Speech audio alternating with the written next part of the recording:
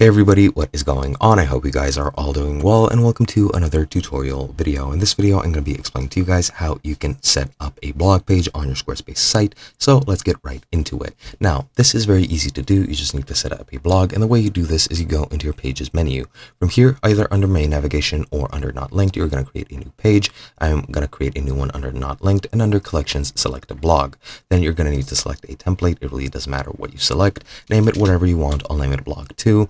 And now we have our blog overview. Firstly, I'm going to go into blog content, select all of these placeholder posts and click delete. You can also move them if you want. I'm just going to flat out delete them since I don't need them. There we go. Now everything's deleted. And now because we have nothing here, the overview will be empty. We're going to click on the plus here to set up a new blog page. Now this is a new post. So we're going to enter a post title. I'll just name it test post 3. As for the text, I'm just gonna, add some random capital A's, and this is the most minimalistic page that you can add on your blog. It's gonna tell you the date and the author. In that case, the author is me. It'll also show you your name and your profile icon at the bottom.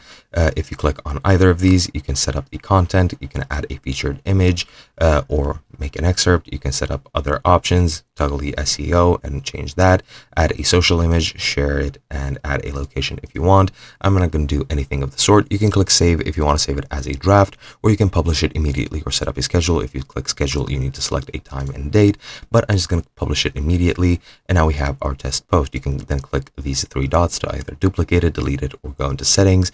And these settings are the same ones from the ones that I've previously shown, and that is basically how you make your blog page. Hope you guys enjoyed, and I'll be seeing you guys in another video.